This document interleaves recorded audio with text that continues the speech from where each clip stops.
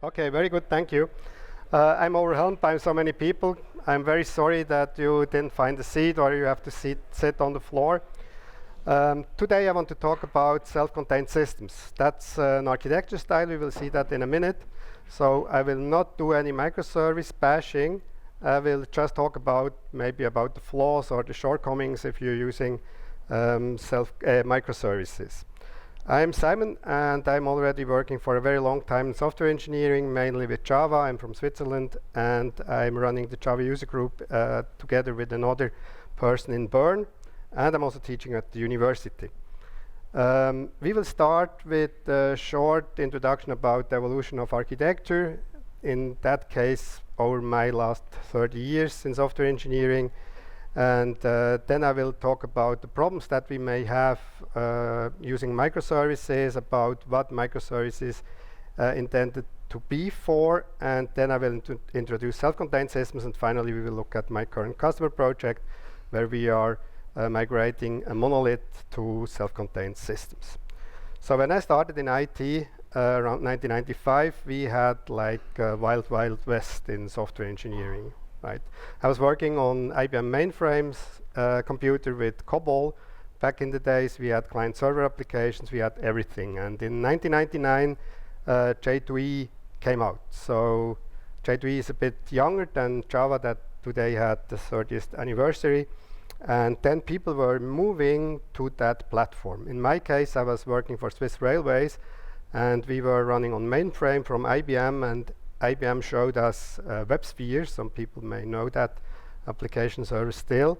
And they said, hey, move your applications from COBOL to WebSphere. Then you can use Java and you will be modern. Back in the days, we were experimenting with Smalltalk, but Smalltalk was like moved away by J2E and all the Java applications that were built then. And these applications were more or less built between 2000 and 2010. Mainly on greenfield. So we could build new applications, we could do web applications, things that we couldn't do before. As I said, I was working for Swiss Railways. We were creating the first online ticket job. Back then we were second in Europe. First was Sweden, Switzerland was second. And we were building a web shop to buy train tickets that you had to print out, because we didn't have any mobile devices back then, so you had to print that out. And then we were working on these projects for a while, and suddenly people said, oh, that's not scalable, or we have built some spaghetti code, or we don't manage anymore the application. And then they were listening at a company called Netflix, and Netflix was introducing microservices. So Netflix in 2010 not only introduced microservices, they also built their own Netflix open source stack. Who knows about Netflix open source stack? Yeah, it's no longer that popular, because then you had to do everything by your own. So they had Eureka, Zool, and Ribbon, and other tools that were also well integrated with the Spring framework, by the way. But as of today, we have now Kubernetes or other cloud platforms that already cover most of the problems that the Netflix open source stack back in the days solved. So people were starting doing that. And people probably a bit misunderstood microservices, because none of us, at least not me, is working for Netflix. So I don't have the load. I'm working in Switzerland. You know, we only have around 8 million citizens, so we don't have that load. And most of the applications that I'm building are so-called business applications, and there we probably are not at scale as microservices. But something about microservices or doing something else than a monolith bothered me a lot, because people were mixing these two things.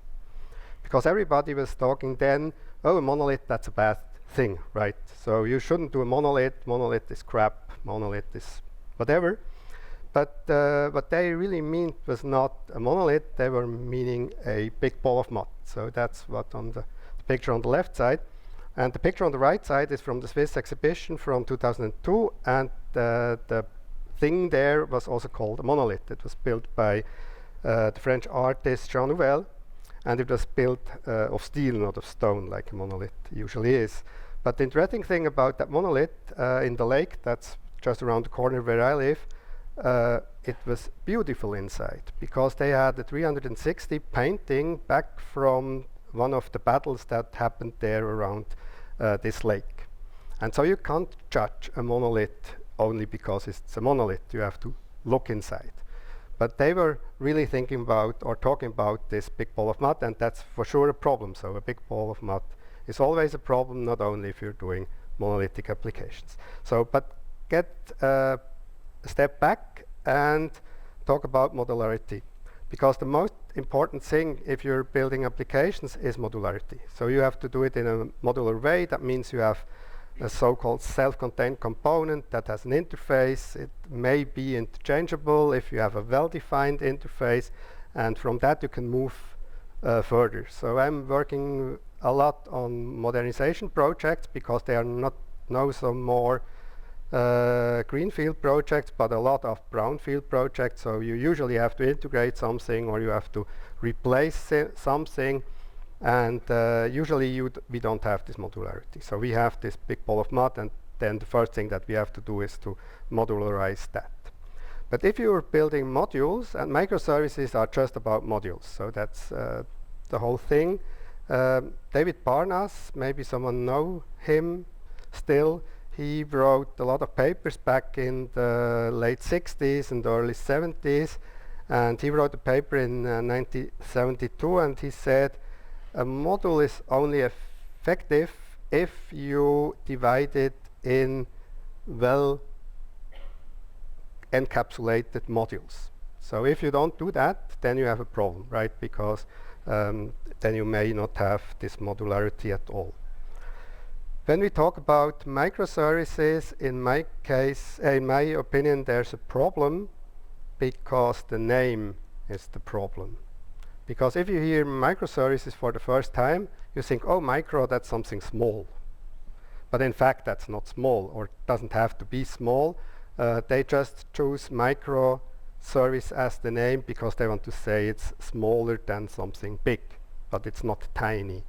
And what I see a lot is that companies adopting microservices, not today probably anymore, but when they started in the 2010, 2015, around these years, they not created microservices, they more created nanoservices. So they were way too small and they were suffering from too many services. So for example, I have a customer that's a retail company in Switzerland, and I was working with them, and then they had some issues with microservices, and they asked me if I could help them, if I could analyze the microservices.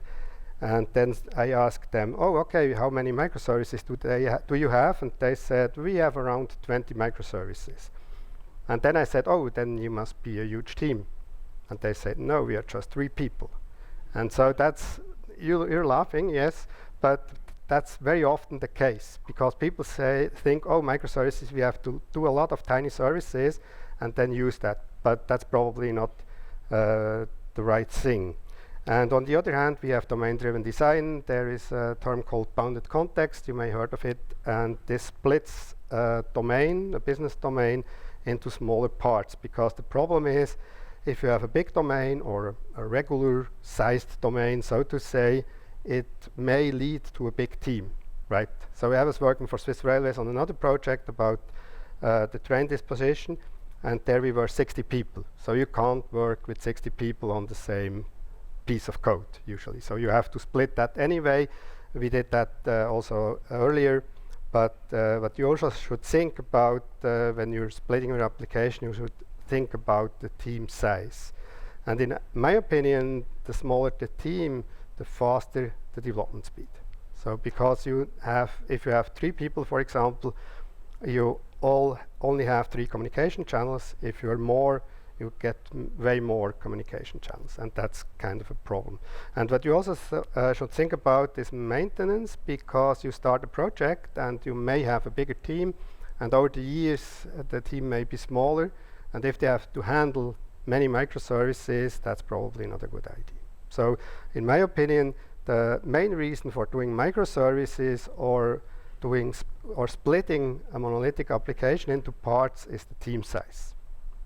The second could be scalability, but in most of cases that's not the case. So either the whole application has more or less the same scalability requirements, or there are non-scalability requirements because you're doing an in-house business back office application, something like that, right? Then if you look at the modularity and the distribution, so I put here a diagram. On one side you see the modularity, and on the other you see the distribution. You could build a monolithic big ball of mud, as I said, so that usually is kind of taking time, and you add technical depth, and then you immediately get this big ball of mud. So if you don't care about your application, you get that. These days we have Spring Modulit, for example, that you can use, that uses an ArcUnit under the hood to check the architecture, and it tries to avoid that pitfalls that you do cyclic dependencies, or you call other services or other modules, not services, other modules in your system that you shouldn't do. So you have like architecture rules that help you prevent from going to a monolithic big ball of mud. But on the other hand, we can do the same. So we can build microservices, but if we don't cut it in the correct way, we also end up with a big ball of mud. But the big ball of mud will not be visible in the code base. This will only be visible on runtime. And that's a huge problem, right? Because if you have a big ball of mud in a monolithic way, you can use tools. There are many tools. We are all Java developers, I assume. And Java is a static type language, so it's very easy to build a tool and analyze code. So you will find all the reference. Only if you use maybe reflection, then that's a bit harder. But other than that, that's very simple to do that. But if you have a distributed big ball of mud, you have a huge problem. So you have to kind of monitor or do a distributed tracing that you can see which service is calling which service if you don't have an inventory on that. And but if your service is only called once a year, then you will never find it out when you run it for a week or so. So that's very dangerous. So it is very important to avoid distributed big ball of mud. So you end up with microservices. Now, the distributed big ball of mud not only needs to have a lot of services, but we can just have this example. If you maybe read once a book about microservices, you found this example because the commerce or e-commerce example is very common. And you have a customer, an order, and a catalog, and suddenly customer calls the order service, and the order service calls the customer service, and that's a cycle. That's exactly what you want to avoid if you're doing analytics with ArcUnit, for example, to find out cycles, but here we introduce that right away. So that's the only problem, and Simon Brown, he's the creator of an architectural model from England, and he once said, if you're not able to build a modular monolith, you shouldn't do microservices. So if you're not able to do modularization, you should stay with something that is easier to modularize finally. So you should really think about modules first. And there's another guy, his name is Martin Fowler, and he said the law of distributed object design is don't distribute. So don't do distributed computing at all, because the problem there is a network is involved. And we all know that the network is not stable, it's not secure, you had a lot of latency, so this will make your application slower. So you may completely try to avoid that. Who of you knows about the n+1 select problem that we have with Hibernate when doing queries and lazy loading? If you have that on the database and you're doing microservices wrong, you also get that with microservices. And there maybe it's even worse because you have more network latency. So if you think that we have a client, for example, single page application, and for some UI it needs the customer, and then because there's no API, it needs to call orders. So for example, we want to get all customers at one zip code, for example, and then we need all orders. Then we do one call to the customer service and n calls to the customer, to the order service. And this produces the n+1 select problem on the client side, and that's worse than having that on the database. So we should try to avoid that. On the other hand, we have some anti-patterns that were introduced during developing of microservices. First of all, we have the monolithic front end. in my opinion, that's an anti-pattern, but this happened, right? Because microservices, when we were talking about that, who is a backend developer, a pure backend developer? Who is a front-end developer? None. Full stack developers? Yeah, we have some full stack developers, great. And if we split the front end and the back end, as we have to do with single page applications, we're moving a step back to the 90s or to the 80s. Why? Because we're doing client server applications, right? So we don't have everything in one piece, we have two pieces. And we have like a split. And again, going back to the Conway's law, we do kind of an inverse Conway law maneuver or something, because we are introducing communication where no communication should be, because we want to have it like one thing. Who remembers RMI or EJB remoting? That was cool, right? No? It was cool because you were in Java and you didn't have to care about the API. You just had to write an interface and this gets implemented by the client side more or less automatically. And now we have an API that we have to maintain. And a lot of companies that I know created microservices but didn't care about the front end. So they had a front-end team, and the front-end team had to use many of these microservices. Maybe they had introduced an API gateway or a backend for front-end or something like that. But the UI stayed monolithic. So in my opinion, they more or less gained nothing, because they were able to, for example, replace the backend without affecting other services. But if they did a change on the API, they had to always deploy the front end. So people are now trying to do micro front ends, but most of my clients are still far away from doing micro front ends, especially because there's no standard. By the way, that's a funny thing. Last week I was at JCon conference and at the Eclipse Foundation booth, and they announced that portlet specification. Who remembers portlets? Only the old people, right? Portlet is back into the Jakarta E specification. So we could do micro front ends with Java again. And on the other hand, the other anti-pattern here has even a name. It's called integration database. Martin Fowler described that in his blog. And there we have microservices, but we rely on the same database model. So I don't mean with that relying on the same database, because that's probably not a problem, because usually a database is a monolithic system, at least if it's a SQL database and not a NoSQL database or a distributed SQL database. So you have to rely on a single instance, otherwise it will not scale. But here I mean using the same database tables from multiple microservices. And then you have a problem because you bind your application to the database. So you are not able to release separately. That's one thing you shouldn't do. But we will see by the end of the talk that the integration database sometimes in certain scenarios could be a good idea. So these are the problems, right? And now the question is how we can do that better. And one solution could be self-contained systems architecture. Self-contained systems architecture, who ever heard of that architecture style, by the way? Not so many, I think. Yeah.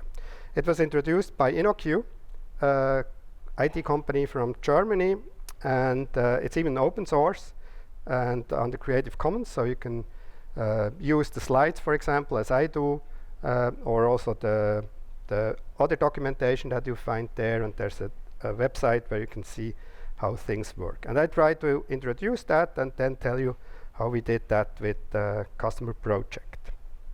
The idea of having self-contained systems is we want to have separate systems. We want to split the large system into smaller parts that somehow collaborate. That's microservices, right? Or more or less the proposal of microservices. And because most of the people are kind of doing domain-driven design or applying domain-driven design IDs, we take this bounded context because that may be a good fit, and then we have self-contained systems. Who knows what a bounded context is? For those who don't know, it's very simple. So if you have a huge domain, for example, you want to build an e-commerce system, that's too big. And the problem is you have a lot of people in the business that may not talk together or may not need to talk together. For example, the logistics team doesn't have to talk with the customer management team, for example. And then the idea is to split a big domain into smaller parts, and that's called bounded context. And if you read the book, by the way, from Eric Evans, you will find out that there's something called context map.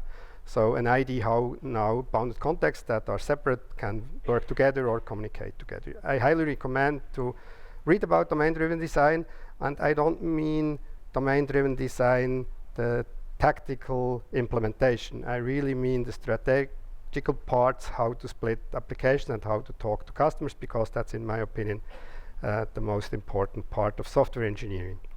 So if you want to do self-contained system, we have this block. Let's say it's a monolith. We just separate it, but not like Spring monolith. We don't keep it in our own code base. We create many self-contained systems out of it. And the difference to microservices is it also contains the UI. So we build silos from UI to the data storage, and this is kind of a self-contained system. Now, because people were raising their hand when I asked about portlets, these people probably also know the term subsystem or application parts or application modules from that was terms that we used in the 90s, early 2000, and that's the same idea. So we really split an application into multiple smaller applications. And data storage is the same idea as we have with microservices. We want to have our own data storage. So that's very important because we want to be independent. We want to release everything in one go. So the data storage need to be separate. And if we separate that, we can also choose our own data storage. So it doesn't matter if it's SQL, NoSQL, a search engine like Elasticsearch or something else. We really are independent on the other parts of the application. And that's probably one of the reasons the Spring monolith ID doesn't scale in bigger systems, in my opinion, because then you probably will get polyglot persistence. So you will have multiple persistence storages in one big application, so the self-contained systems may work. Now, if we also add the UI, then the question is, how do the self-contained systems communicate together? And the answer is they don't communicate. And the point why I say don't communicate is that if you split your whole application into smaller parts that are really able to work independently, more or less, there's no need for communication, right? What you can do is you can integrate the UI. So if you build a web application, you don't need micro front-end stuff or portlets or something like that. You can do that just by links. And who is using Amazon, by the way, in that room? Not so many, but if you once did a checkout at the Amazon store, you will see that you passed like 3 different applications. So you have the first application is where you can search for the box, then you add it to the basket, and from the basket you go to checkout. And then you are in a completely different application. And finally you go for the payment, and again the payment is a different application. Today it's just a payment application that looks completely different from the rest of their application, but a few years ago you really could see that, so the application didn't look the same. Now for sure, if you want to have a nice application, for example, I'm working a lot for retail and wholesale customers, so I do ERP systems, and we want to have to look that the same. But that's relatively simple to make applications look the same. It really doesn't matter if it's just a link. But the point here is self-contained system is also adapting this idea of hypermedia-driven applications so that we really do links between applications to navigate. That's the idea. And then if you need to communicate between the systems, then you should really avoid synchronous calls. Because if you do synchronous calls, you have a lot of problems maybe, right? So you need to introduce maybe kind of resilience patterns to have a timeout or a retry or kind of other pattern that you avoid to to stop your application if another system is not working currently. And that means we don't do that. We could add REST APIs for sure if you want to do that to get access, but that's more like a third-party API and not the API for the application at all. And if we don't have synchronous communication, what should we do? We could do asynchronous communication. And the benefit of doing asynchronous communication is you can't do directly, right?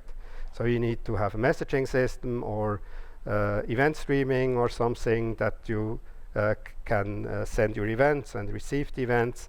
And this will highly improve the availability of your system because you are not directly related to another application part, and if it's not available, your application will work anyway. That's the point. The other problem that we get here is that we may have eventual consistency, or we will have eventual consistency, and this means that maybe at the time you create some data, the other system doesn't know yet about this data. But depending on your business requirements, and we will see that in the application, it doesn't really matter, right? But I will explain that in a minute.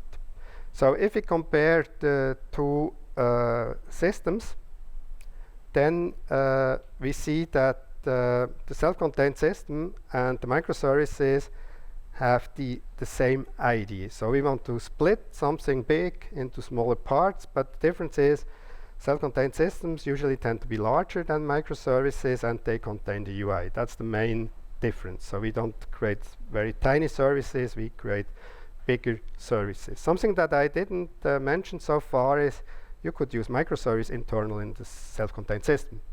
So if you see that some part of your application is really a service, maybe not a service, but maybe kind of a function, like if you're doing lambdas or function as a service, you could extract that. So no one says you shouldn't do that, but usually you keep everything together. The other thing that's important to say is that, in my opinion, self-contained systems are more autonomous, because what often happens that you have microservices that are closely related.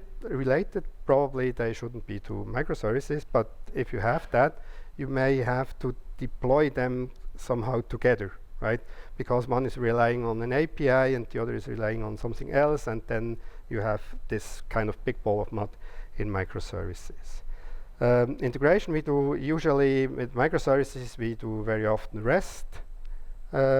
We could also do gRPC, for example. By the way, Netflix moved away from REST. They're just doing gRPC to communicate between microservices these days.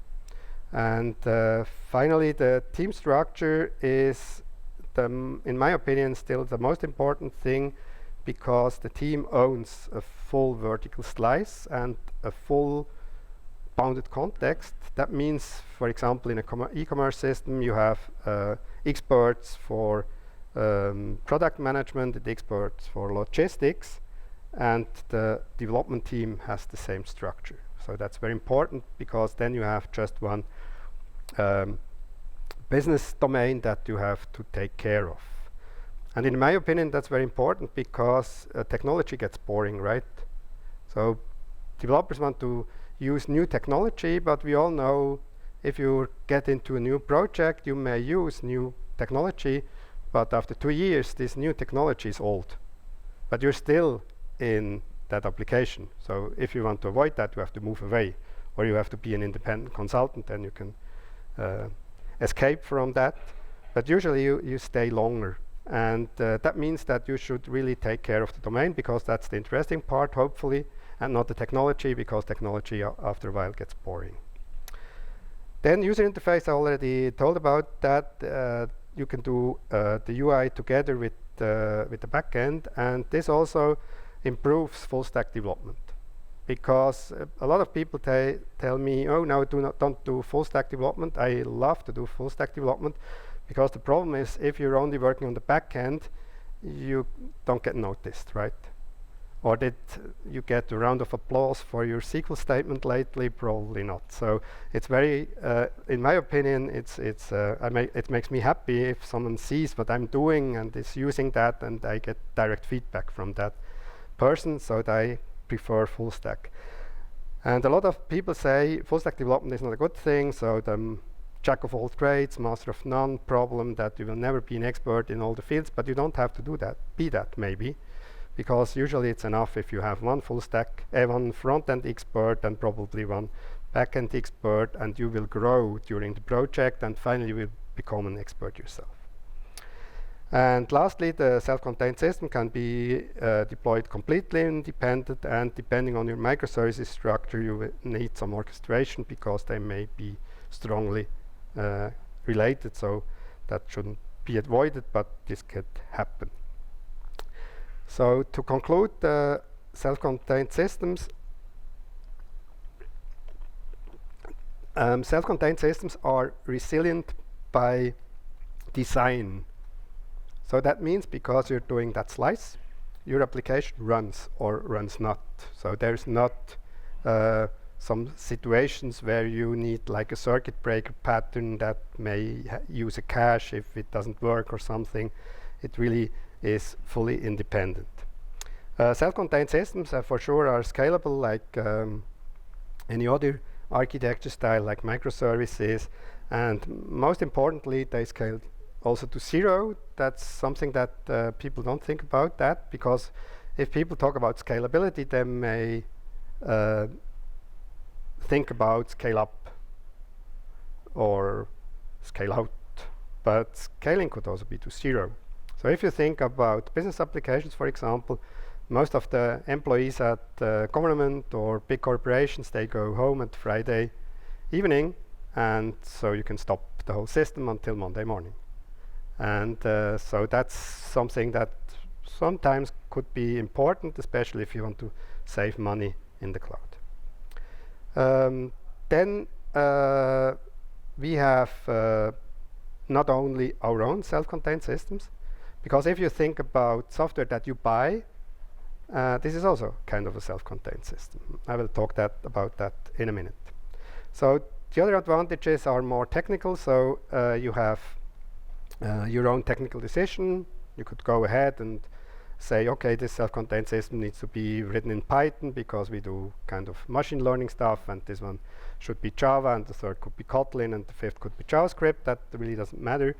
And you don't have any big bang releases for sure, like because it's split, and because you now don't have a monolith, because a modular monolith is also fine in certain situations, but not when it comes to modernization, because you can't modernize a whole system at once. And if you have split it, you can constantly update your dependencies, but that's just one part of modernization. The other thing is to evolve your application to fit the business needs and to generate business value.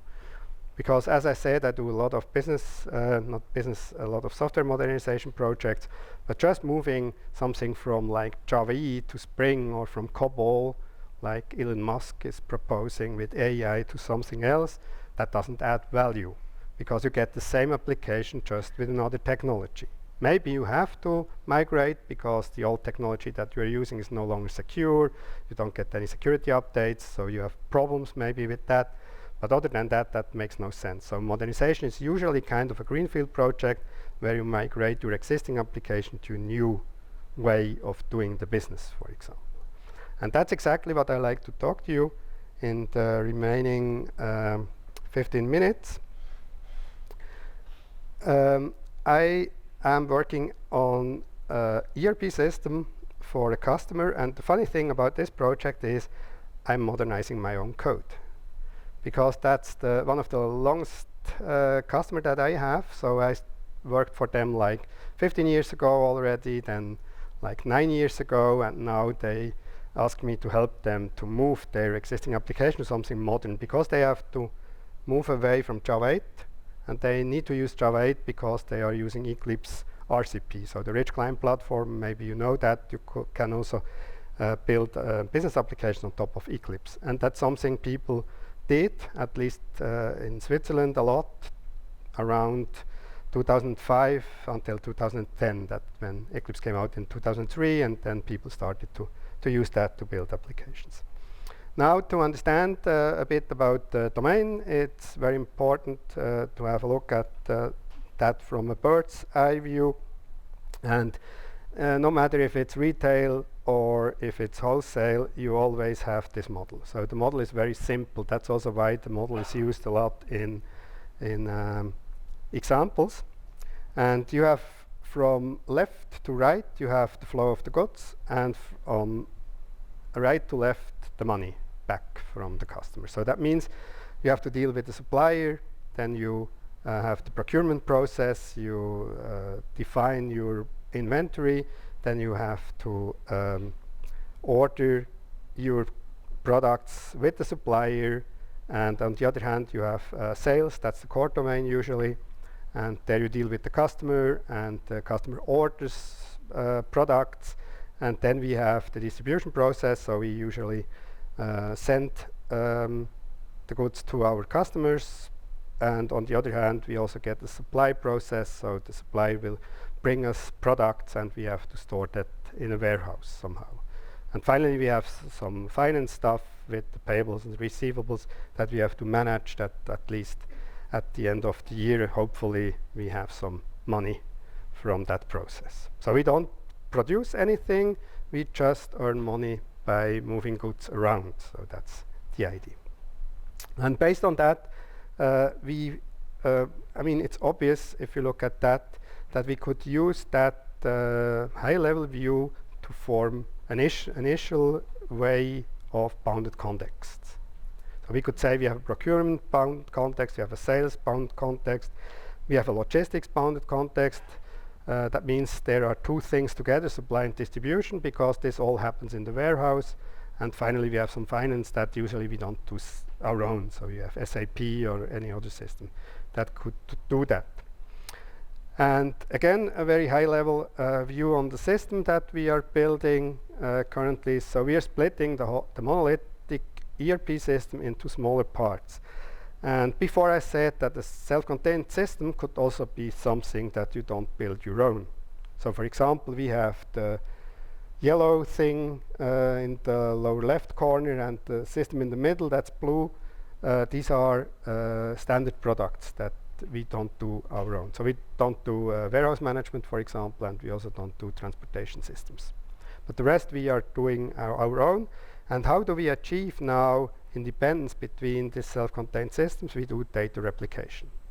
So we do messaging, for example, when we have orders that have to go through the system. So the customer orders something, then we have to send that to the warehouse, and the warehouse has to send that somehow to the transportation system.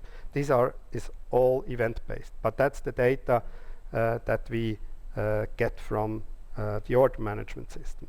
All the other data, like inventory or customers, these are also called master data, and they, at least in the wholesale domain, change relatively not so fast. That means if you, for example, want to sell a new product, you first have to create a product in the database or in the inventory system, but then you have to negotiate with the supplier, and finally, maybe after 2 weeks, you can order this product with the supplier for the first time, and then it takes another day at least to get it in the warehouse. So that means this eventual consistency in that case is absolutely not a problem, because we can just wait until the thing is there. So we do a lot of replication, means every self-contained system has a read-only database with replicated data, and we also have a write database for the data that we produce in our self-contained system. They are split. The important thing about that is also we could do that with message sourcing, for example, or event sourcing. That would be a way, but we can do that also with the kind of any other ETL tool or any other any other data replication solution. And what's very important is what we do kind of usually a denormalization of the data. So in fact, for the order system, or in the inventory system, a product has around 80 entities. So we have suppliers and stuff around that, prices, we have price history, and that's all data we don't need to order the product, right? So we usually just replicate the data that is needed in the target system. Means our replication is kind of contract driven development. So we really, from the sales system, for example, that needs product data, they tell us what they need, and we create a contract, and this contract gets checked. So if you change something in inventory, the contract will no longer be satisfied, for example, and then the build will fail. So we do that on that level. But we don't have any synchronous communication in that system. Maybe something about the size of the teams. So we have around 4 to 5 people per self-contained system. And there is also the tester is included, and each team has a product manager, and this works very well, so we have little communication internally into the applications. But what we did, because the wholesale company or the IT department is not huge, we wanted to keep all the systems more or less the same technical wise, because we also want to move developers from one self-contained systems to another if we have like new features that requires a lot of effort in, for example, the sales system. And that's why we define a macro architecture. So we have this replication that I already talked about. For the read-only data, we have asynchronous communication through events, and we did a design system. We are using Vaadin. Who knows Vaadin as a front-end framework? Those people who don't know Vaadin, just go downstairs. There's a booth from Vaadin, and they can show you how you can build web applications entirely with Java. And we did that. So we have common components, because Vaadin is web component based. So that means we have the same components for all applications. We have the same theme, the same styling for all the applications. And what we also add is a link database, because we need to know how we can link, for example, from the product in the sales system to the product in the inventory system. But this very rarely happens, because usually if you look at the business domain in our case, or business people, they just work with one self-contained system. So there are not a lot of people that need more than one self-contained system to do their work.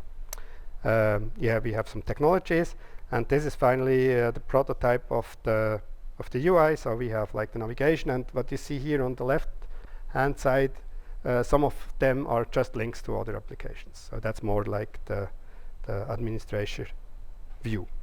Now, how do we do the transition from the monolithic system to self-contained system? That's probably also obvious for people already looked into modernization. There's a pattern called Strangler Fig. Who knows Strangler Fig pattern? It's also described by Martin Fowler. The Strangler Fig is a plant that wraps around the tree. And then it takes all the power from the tree, and the tree dies. But the structures still stay. So if you Google for Strangler Fig, you will find that structures that look like some net around a tree, and the tree in the middle is gone. And that's exactly one strategy that you can use if you're doing software modernization. So we have that initially, that old system here is called Prolix Pro, by the way, with the Eclipse RCP client, and we moved that to self-contained systems. And finally, we should have a few of these self-contained systems. But during the migration, we may have some access from the old system to the new system, and from the new system to the old system. So that's why I was talking about this integration database, which is an anti-pattern. But during the migration phase, maybe it makes sense that business logic from the old and the new system access the same database, maybe. Right. Now, maybe just a short guess how long this will take. A modernization project of that size usually takes around 7 years. Because, don't tell that my customer, by the way. But no, I already did an ERP migration of an ERP product in the last 6 years. The problem is you have business needs, and you can't stop the business from requesting new features and tell them, hey, come back in 2 years, we will finish the product then, and then we can restart that. So during many times during the migration, you have to implement features in two source code bases, so to say, in the old system and in the new. You should avoid that, by the way, but sometimes it's simply impossible to avoid that fully. And then there's also the question how you split your team and how you split the business, because the people that know most about the application, even on the business side or on the software engineering side, are the people that have the most to do. So that are the most busiest people in your team probably, and you somehow need to get their attention for your project. So it's and the last thing, that the problem with modernization projects, they are usually not software projects but organization projects, because very often also the business starts to rethink how they work, and suddenly things change completely on their side as well. So to conclude, in my opinion, or for that particular case, or for most of the business applications I know, self-contained systems provide an optimal modularity, because they really follow the business, and you have everything from UI to database, and it works autonomous, like you get team autonomy. Then you have very few dependencies if you split it the right way, right? Because if you start to get a lot of dependencies, you should rethink how you split your modules. And deployment and modularization and operation is simpler, because a self-contained system is bigger than microservices. And so you don't have, or you have a reduced need, for example, for distributed tracing, and also for the other resilience topics, for example. And if you split that and don't do a modular monolith, you are already ready for the next modular modernization project, because this will start in a few years, I'm sure. Cool. That's it from my side, and I take your questions.